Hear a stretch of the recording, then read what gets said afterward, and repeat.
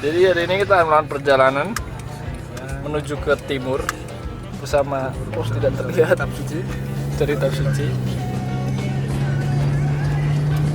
diiringi BMTH.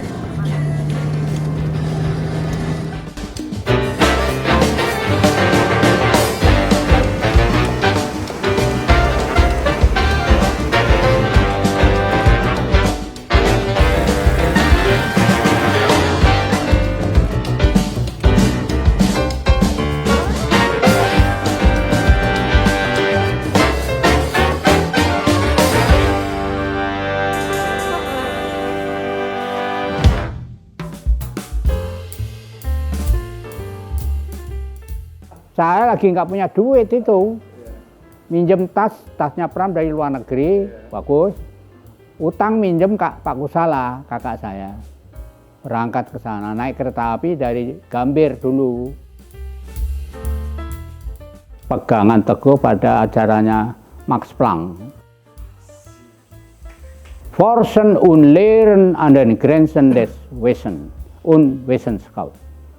Bekerja keraslah dan belajarlah sampai batas sakrawala ilmu pengetahuan. Nah, itu. Bahannya.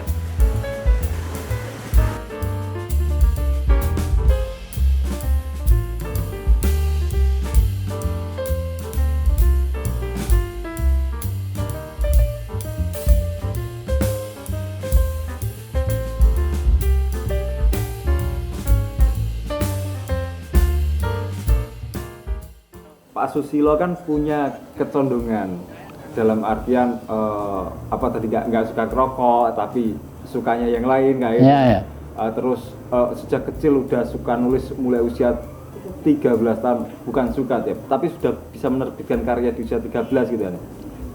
Kalau karya iya, tapi belum jadi buku. Oh, belum jadi buku. Jadi buku itu baru waktu mau ke luar negeri tahun 62. Jadi buku terbitan penerbit Bukit Tinggi yang punya cabang di Jakarta, Nusantara namanya. Yaitu buku pertama Komponis Kecil dan Dunia Samin. Itu kehidupan seperti apa sih Pak? Masa kecil itu kok bisa menggiring Pak Susilo sampai Ini loh, waktu bapak saya meninggal kan kami bertiga, Mbak Yu saya, Pak Kusala sama saya diajak Pram ke Jakarta. Nanti kamu akan saya sekolahkan sampai jadi sarjana. Padahal Pram itu gajinya itu gaji SD. Kan cuma ijazahnya SD kan Mas. Kelas 7, sekolah bapaknya Budi Tomo. Dikasih uang jajan itu bayar sekolah 10 rupiah. Cukup enggak? Jelas enggak cukup. Jangan minta kamu. Cari sendiri. Katanya mau disekolahkan sampai jadi gelar sarjana atau itu suruh cari sendiri. Kemana nyarinya di Jakarta? Tukang jaga sepeda oleh dikuasai anak-anak Betawi. Tukang jual rokok asongan juga udah dikuasai. Tukang nganterin bunga, rumahnya Pram itu dekat kuburan, kebun jahe, kober. Kuburan itu adalah kuburan para tokoh Belanda yang lama di Jakarta, bekas gubernur jenderal dan sebagainya, itu meninggalnya di situ, dekat situ. Nah itu sudah dikuasai juga oleh orang-orang Betawi. Jadi nggak ada tempat lagi. Caranya bagaimana? Ya meniru Pram, menulis. Pram menulis umur 15, kami menulis umur 13. Jadi saya sejak umur 13 itu hidup dari menulis gitu loh.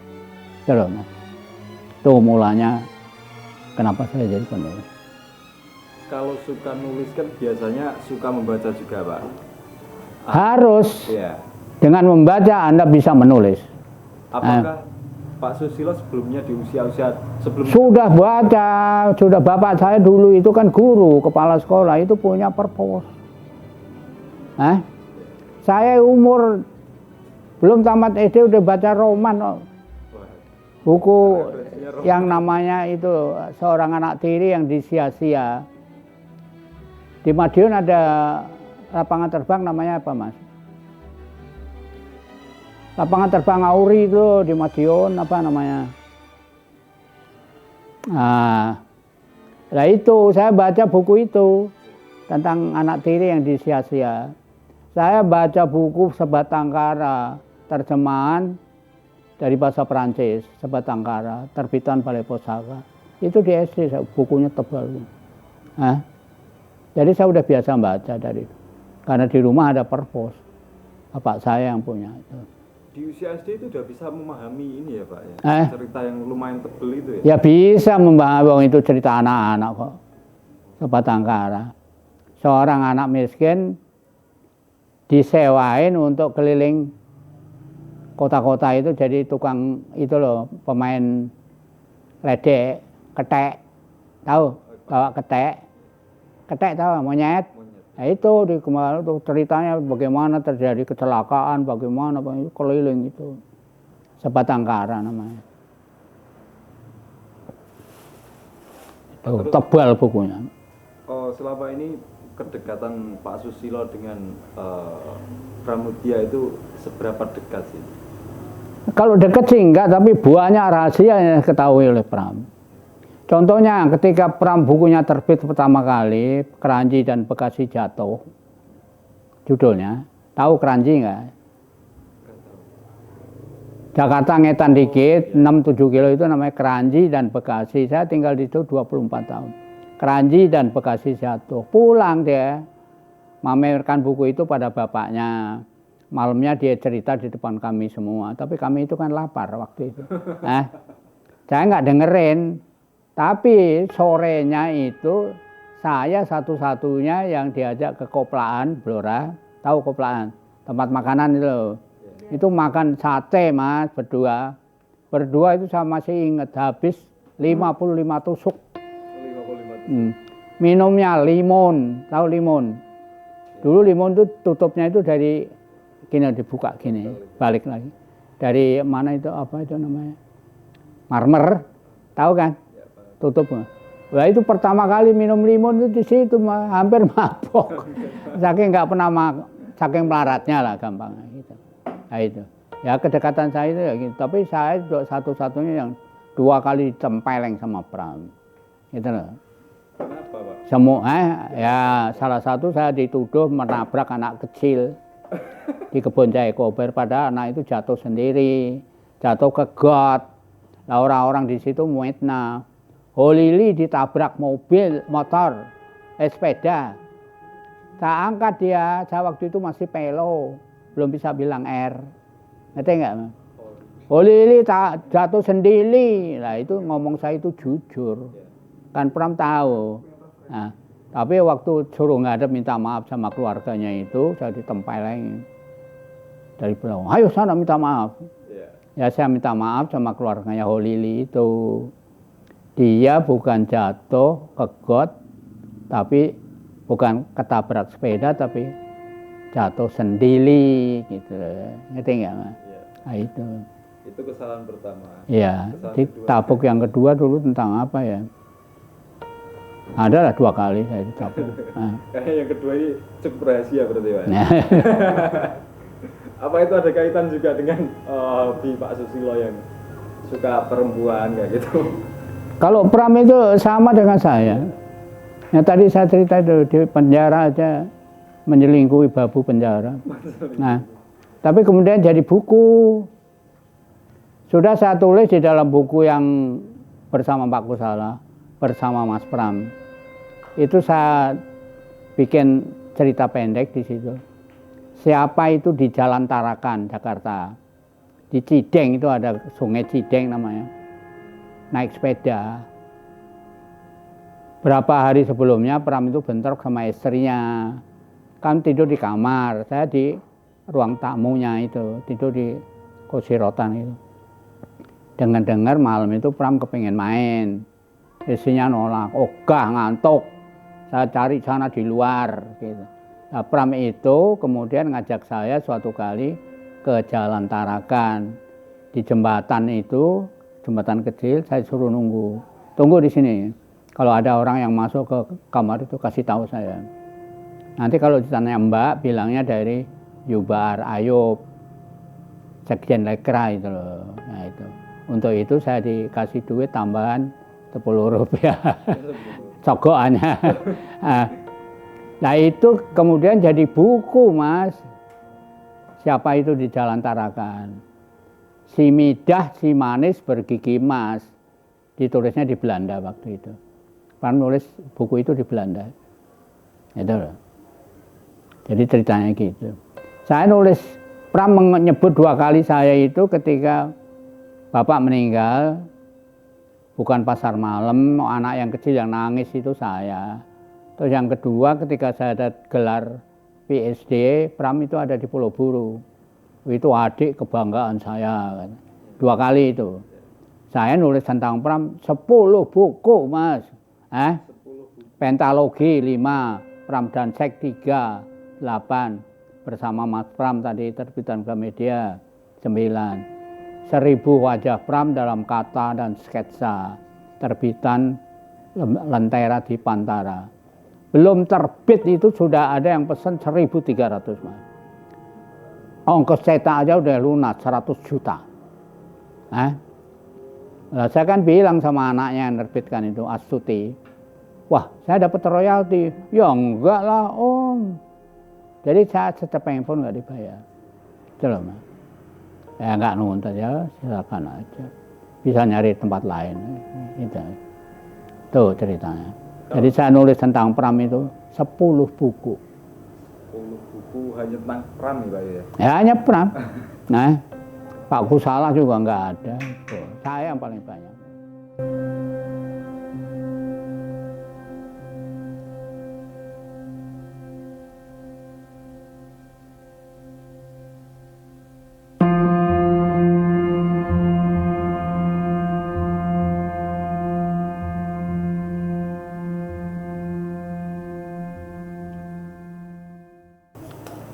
Kalau untuk sekarang ini kan istilahnya di usia Pak Susilo yang udah mulai istilahnya di ujung senja kayak gitu kan ibaratnya. Tapi kita usia kan nggak ada yang tahu ya Pak. Sekarang kesehariannya apa sih Pak? Kerjanya? Ya. Saya itu kalau maghrib ya, dulu saya mulung itu jam 12 malam Mas. Sepi, keliling Blora itu. Sekarang saya itu sesudah maghrib itu saya berangkat. Karena sekarang itu kan rebutan ya Mas. Nah, kalau orang lain hujan itu berhenti, enakan tidur, saya malah berangkat. Gitu. Karena banyak orang yang nggak mulung kan, jadi dapatnya lebih banyak. Gitu. Nanti kira-kira 1,5 jam, 2 jam saya pulang. Putaran yang saya lakukan tuh kira-kira 7 kilo Mas. Kira-kira ada 20 tempat sampah yang saya kelilingi. Jadi sekarang rute saya itu cuma 7 kilo itu. Itu udah lebih dari cukup. Nah itu pulang taruhlah jam 8, setengah 8. Pulang makan. Saya makan cuma sehari Mas. Makan yang disediain ibunya nasi ya nasi, mie ya mie. Saya nggak pernah nuntut ini itu. Terus tidur. Besok paginya jam 6, setengah 7 itu saya seleksi. Ibunya kan juga turut jadi pemulung. Nah, itu 2 itu kira-kira jam 11, setengah 12 baru selesai. Itu. Nanti kita sisihin yang kaleng ini, yang kardus ini, yang ini. Bisa-bisain. Kemarin baru dibeli itu plastik. Itu 1 kilonya katanya lagi turun. 1 kilo itu 1.000. Tapi ditawar kemarin itu kalau nggak salah 700. 1 truk. Numpuk ya biasanya 1 bulan. 1 hari minimum 5 kilo Mas, plastik. Kalau plastik yang kecil, botol, kaleng apa itu, mie, susu dan sebagainya itu, kira-kira 2 kilo. 2 kilo itu ya dapatnya 3.000. Kalau kardus 1 kilo 2.000. Rata-rata 1 malam itu kardus ya kira-kira 5 kilo lah. Sekitar berapa jam mulung itu Pak ya? Berapa jam? 1,5 jam. Jam 6, setengah 8 udah pulang. Nah, sekarang, dulu tengah malam sepi. Sekarang kan banyak saingan Pak. Nah. Gini Pak. Ya itu nikmat. Iya.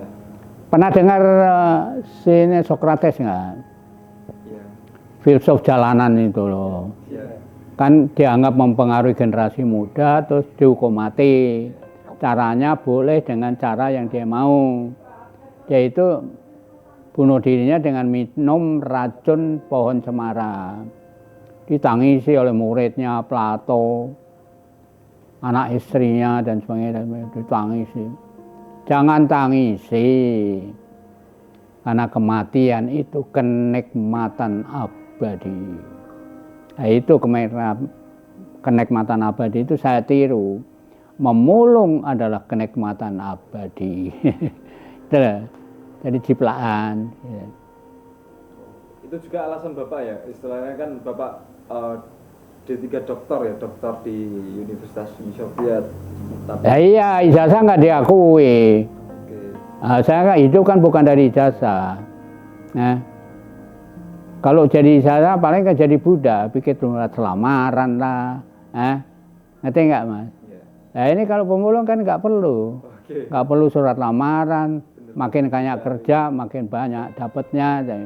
Itu teori ekonomi. Makin sedikit kerja, tapi hasilnya makin banyak. Adam Smith pernah dengar? Ahli ekonomi klasik itu. Atau si ini siapa namanya yang satu lagi?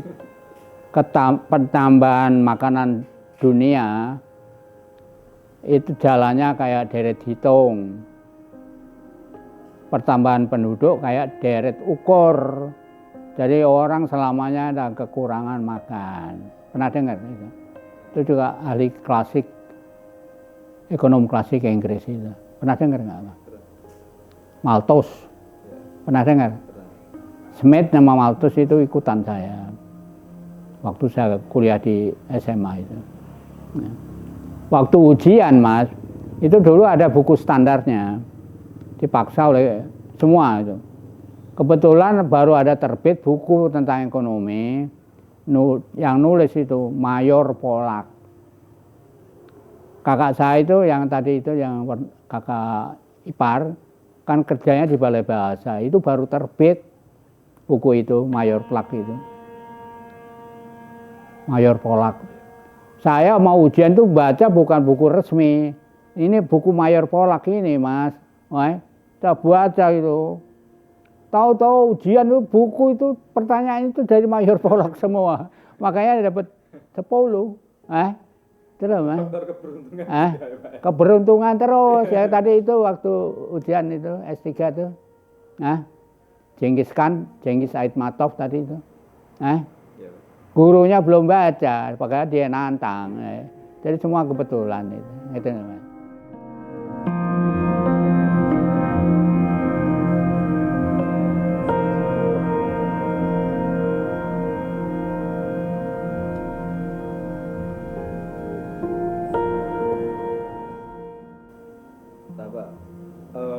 Bapak kan pemikir ya, pemikir biasanya suka musik. Bukan. Apa berarti? Nggak pernah mikir. Asal jalan aja. Mikir itu anak kayak bagian dari ayam jago aja Mas. Refleks. Refleks. Refleks tentang apa yang ada di pikirannya berarti. Oke, Pak, jangan suka musik gak? Suka. Musik apa itu Pak? Mau bahasa apa? Bahasa Bulgaria? Oh, iya. Bisa. Bahasa Rusia. Genrenya bahasa Inggris. Blues, jazz. Sukanya yang blues, jazz, pop atau apa? Saya itu yang slow. Okay. Nat King Cole pernah dengar? Penyanyi negro dari Inggris itu. Coba Pak, gimana itu Pak? Yang gimana Pak? Misalnya contohnya lagu Tuyang. Pernah Tuyang? Tahu nggak Tuyang? Gimana Pak itu bunyinya? They try to tell us we are too young. Pernah dengar ya? Too young to really be in love. They say that the world the only here. But can't begin to know the meaning of. And yet we are not too young to know. This love, they love you, just may go. And then someday they may recall we were not too young that itu Nat King Cole dari Inggris. Lagu juga yang terkenal yang paling suka itu lagunya Tom Jones, Inggris. Pernah dengar? Lagu Tuyang itu saya bikin cerita pendek, Mas. Dimuat di majalah Roman. Pernah dengar nggak ada majalah Roman? Saya kerja di situ sebagai korektor. Dimuat di situ. Ada cewek dari Wonosari kirim surat kepengen kenal sama saya karena baca lagu Tuyang itu. Lagu Tuyang. Kenalan dulu kan korespondennya pakai surat, kalau sekarang HP. Nah, suatu kali kok minta dikirimi foto, ya saya kirimi. Sebaliknya, kemudian saya minta supaya ngirimi foto dia. Dia bilang, nggak usah foto saya, kalau mau lihat aja contohnya. Ngerti? Dia ngundang saya ke Wonosari, Mas.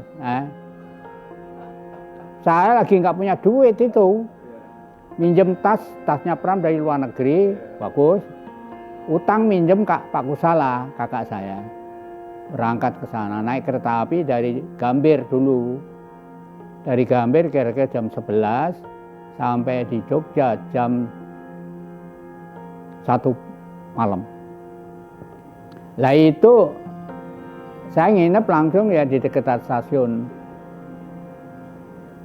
Tugu itu. Tahu namanya sekarang?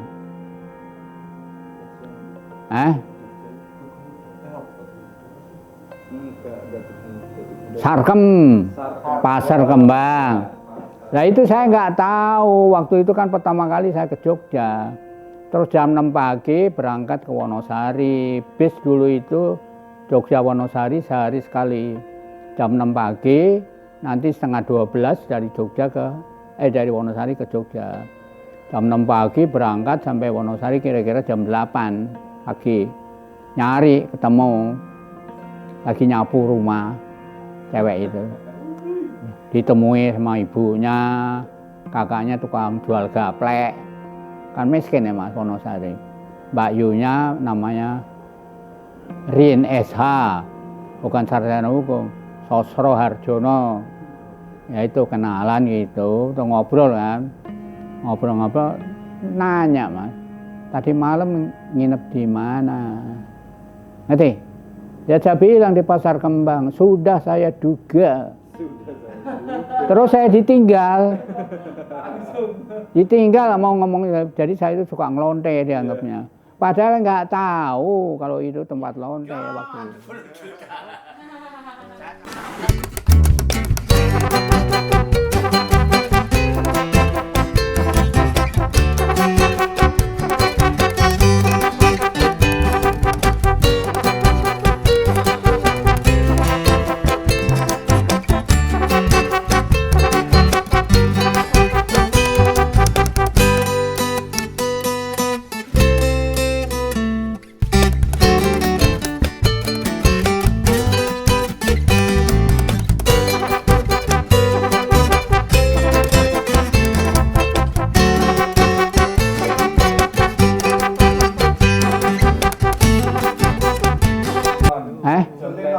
John Lennon, iya.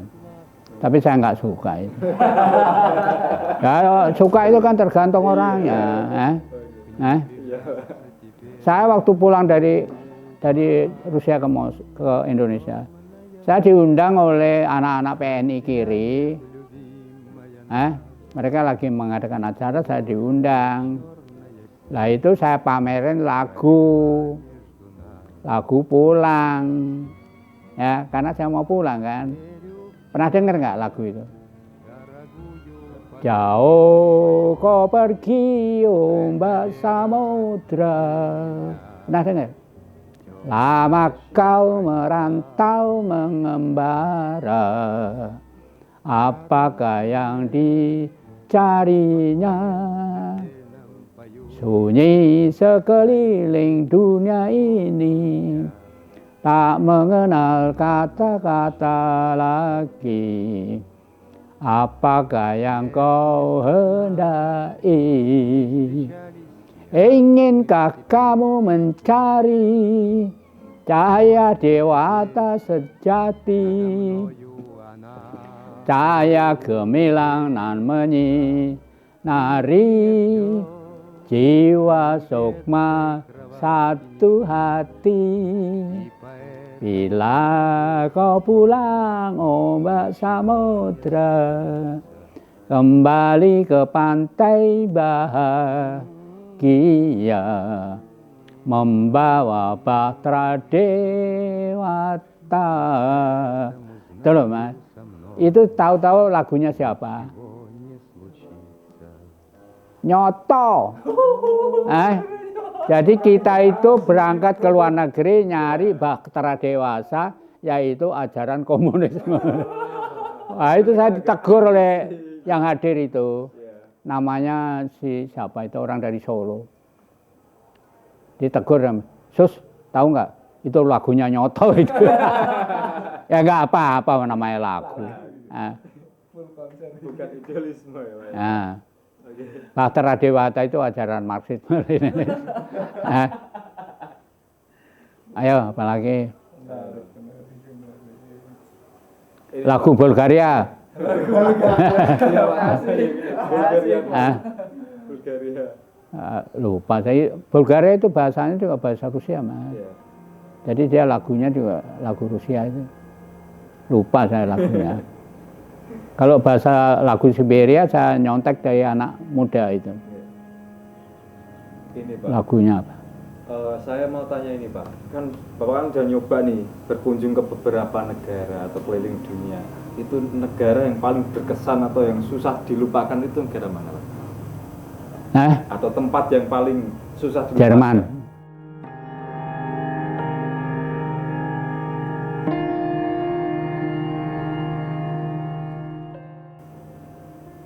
Ini Pak, Pak Sus pernah mengikuti gak sih perkembangan mental generasi yang lama sama anak-anak yang Tentang apa? Perkembangan mental Pak. Mental siapa? Mental generasi. Ya, yang lama kan begitu Pak, biar dibuang ke sana masih bisa hidup, dibuang ke sana masih bisa berkarya gitu. Yang anak-anak baru ini kan beda banget. Mereka itu sekarang diperbudak oleh HP. Ilmu tambah banyak tapi tambah sempit, gitu loh. Kalau kita dulu senangnya membaca, ngerti nggak Mas? Waktu tahun 65 rumahnya Pram itu kan ada buku 10.000. Makanya dia motonya, moodnya baca nggak tadi? Bacalah, bukan bakarlah. Baca nggak di situ? Depan pintu itu.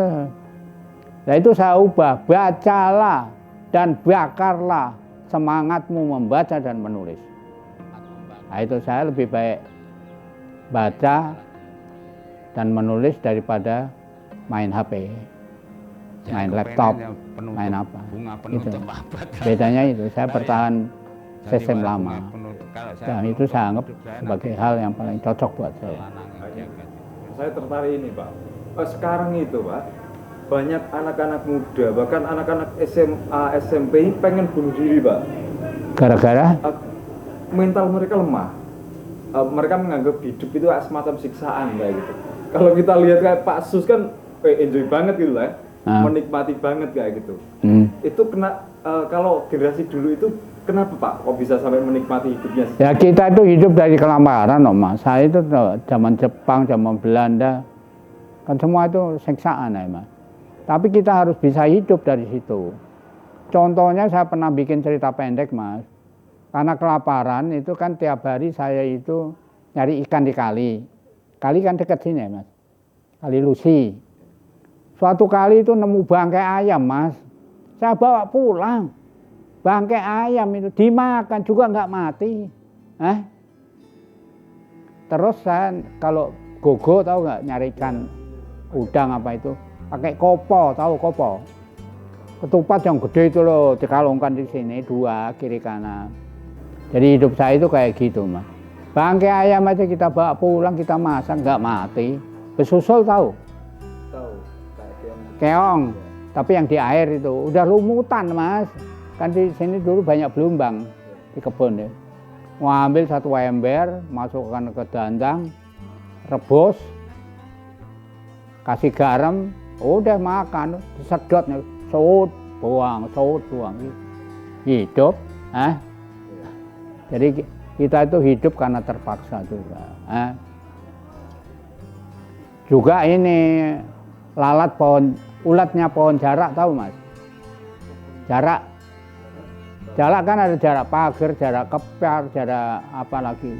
Ini yang jarak kepiar itu tumbuhnya cepat, tapi banyak ulatnya.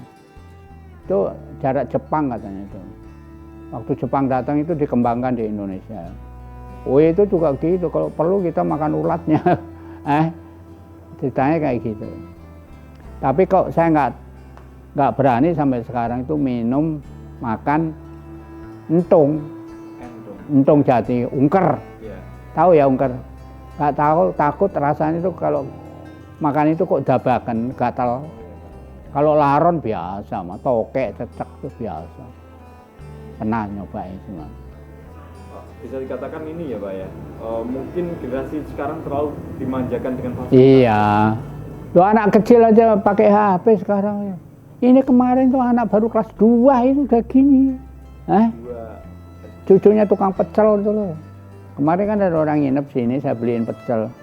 Dia lagi main HP, umur kelas 2 SD. Coba Mas. Nah itu, ini sekarang kakaknya mau sunat, juga kepengen dibeliin HP. Aneh ya ceritanya. Kalau dulu Pram nggak ngasih duit untuk sunat, barangkali saya nggak sunat.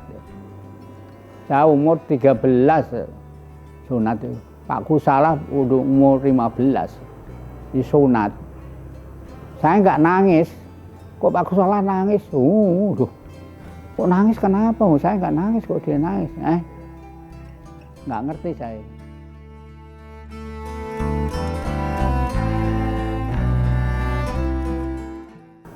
Pak, ini mohon maaf Pak, ini kayak tadi kan saya sempat ngomong gitu kan.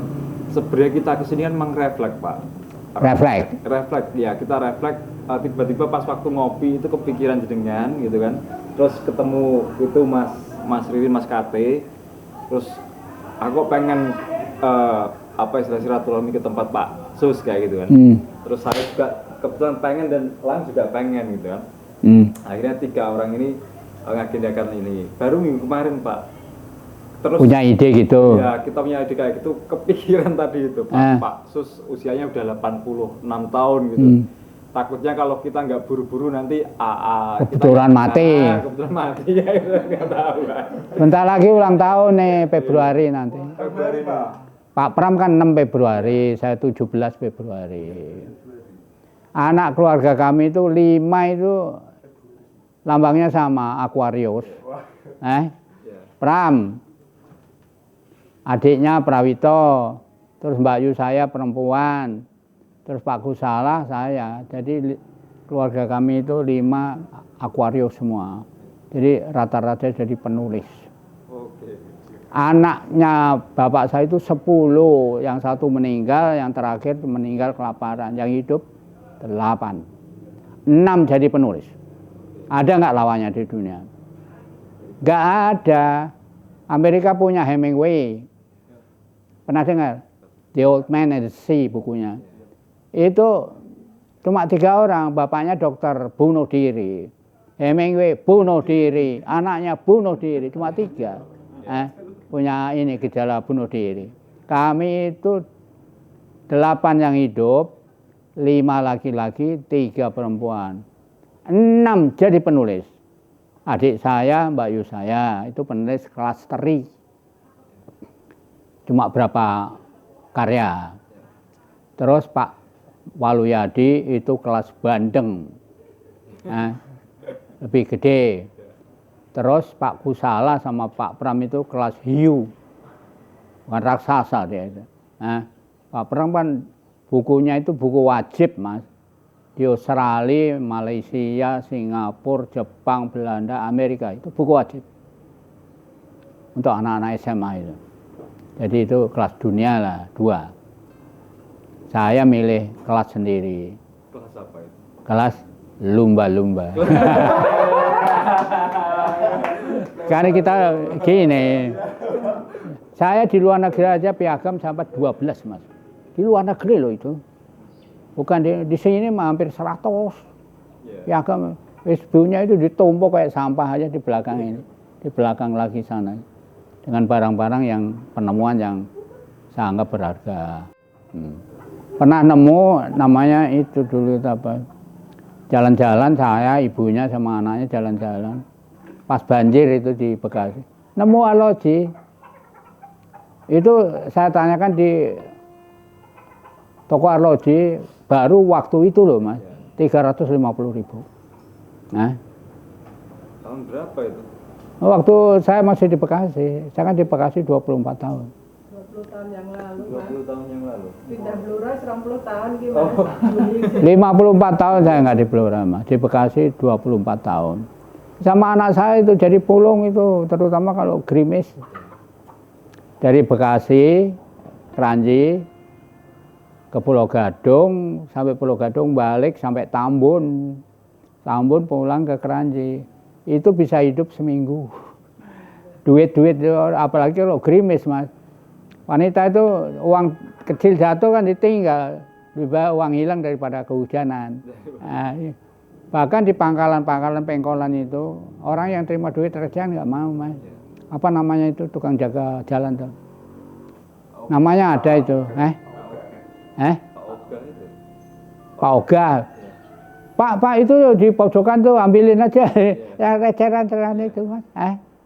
Jadi mereka itu banyak kenal sama saya kan. Karena mulung itu. Anak saya tertarik karena suatu kali nemu duit yang terlempar dari bus oplet 20.000 melebat itu. Pak duit 20.000 waktu itu Mas, kan termasuk gede ya. Terus suatu kali di jembatan tinggi Kranji itu nemu tas dari pojok busana. Baru Mas. Dibeli oleh ibunya dulu dikasih duit berapa itu. Baru pojok busana. Makanya anak saya juga jadi pengikut saya, jadi pemulung. Jadi kita itu keluarga pemulung, keluarga rektor, ngorek yang kotor-kotor. Nah,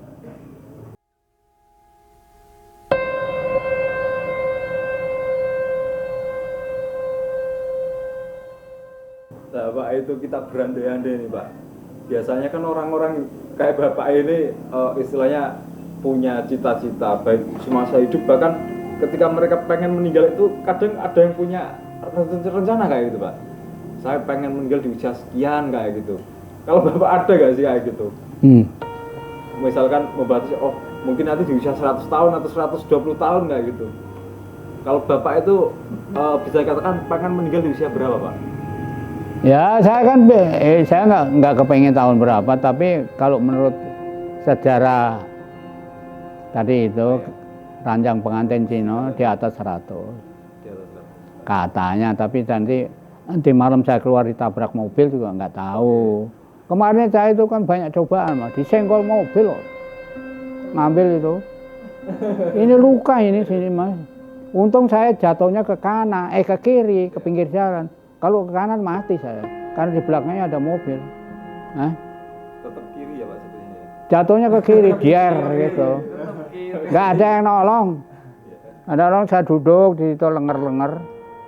Terus yang nabrak datang. Bapak sih terlalu ke tengah.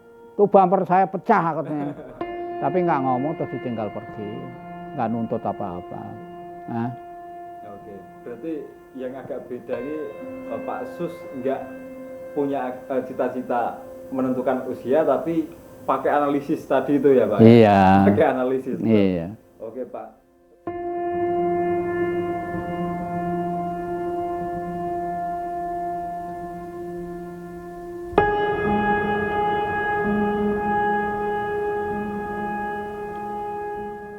Bapak kan punya aset yang sangat berharga, sejarah, pengalaman, banyak banget lah yang bagi kaum berpendidikan itu sangat-sangat menarik gitu Pak, sangat seksi sekali gitu kan. Itu apakah nggak ada ini Pak, misalkan Pak dari pemerintah kota ataupun dari korporasi yang antusias untuk Wakil bupati yang sekarang jadi bupati menghina kok. Sarjana jadi pemulung, memalukan Blora. Sampahnya dia pesta saya yang ngangkuti, bolak-balik 3 kali. Mau muncul Pak, jangan mulung itu, ini ya duit, enggak. Nah, kemarin dapat hadiah yang nyalami saya. Di Rembang itu. Wah, saya itu minta waktu 5 menit. 35 yang dapat hadiah itu. Saya satu-satunya orang sipil. Lainnya itu pejabat semua. Saya minta waktu. Saya pemulung. Jangan lihat kerjaannya, tapi lihat hasilnya. Pemulung adalah garda depan penyelamat dunia. Saya bilang begitu. Terus saya ceritakan gitu. Baru orang tepuk tangan. Bupati itu datang, kasih salam. Itu loh Mas. Makanya jangan ngomong seenaknya. Gitu. Dia kan ngomong seenaknya. Ngomong itu harus dipikirin efeknya. Jadi saya jadi pemulung. Ijazah nggak diakui ya Mas. Ijazah 4 itu nggak diakui. Terus gimana? Kalau mau saya jual. Mau? Kan kenang-kenangan bisa kan? Ini dari Rusia, dari ini.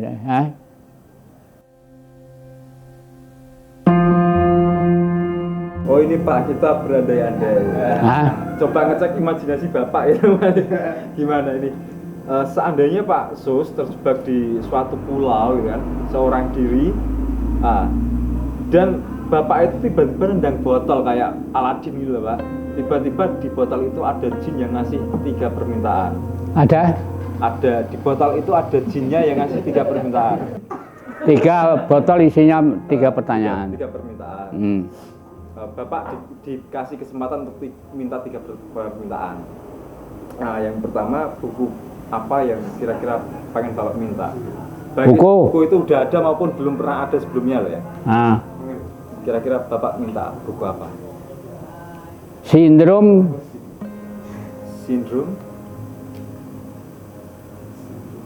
Tatung. Apa itu Pak? Itu ajarannya tentang sindrom itu gila tentang tatung. Kalau ada silakan jual sama saya.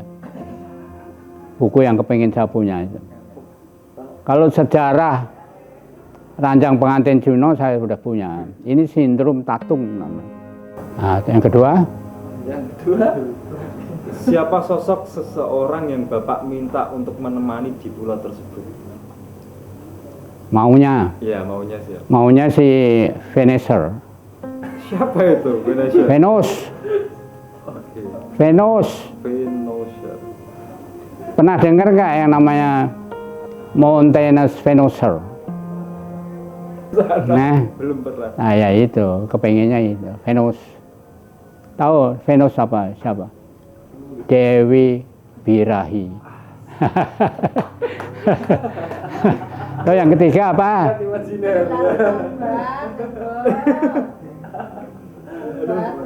Kekuatan apa yang Bapak inginkan?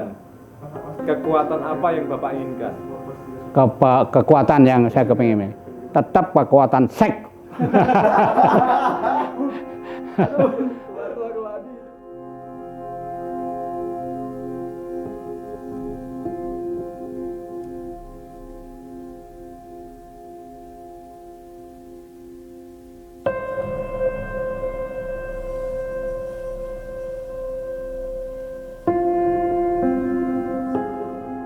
Pak, saya ada satu terakhir banget ini Pak. Saya penasaran banget ini. Biasanya kan orang kalau udah berusia kan mereka udah mulai tobat gitu kan Pak ya, pakai peci gitu kan ya, terus kemudian menyesali banyak perbuatan-perbuatan masa mudanya kayak gitu loh. Kalau Bapak merasakan itu juga nggak sih Pak? Error is humanized. Kesalahan itu manusiawi. Banyak korban dan binasa. Itu biasa Mas. Jadi nggak perlu disesali ya. Kesalahan itu manusiawi Mas, itu aja. Itu bahasa Jermannya ya itu. Irren ist menschlich, abhol manchmal, man itu orang, mal itu banyak. Manchmal verdrehen, binasa. Verdrehen itu binasa. Ludlich itu menderita. Manchmal ludlich und verdrehen, binasa. Tapi tetap saya berpegangan teguh pada ajarannya Max Planck. Forsen unlehren an den Grenzen des Wesen und Wesenskap. Bekerja keraslah dan belajarlah sampai batas sakrawala ilmu pengetahuan. Nah, itu saya lebih mantap. Forsen unlehren an den Grenzen des Wesen und Wesenskap. Wesen itu ilmu, Wesenskap itu ilmu pengetahuan. Saya pernah ngomong, belum manusia Anda kalau tidak mengerti hakikat diri Anda. No homo quum quale sit non fit.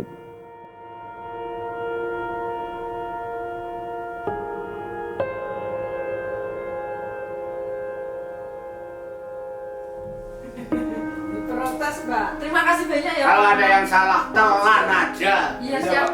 Karena maaf itu kan cuma di mulut.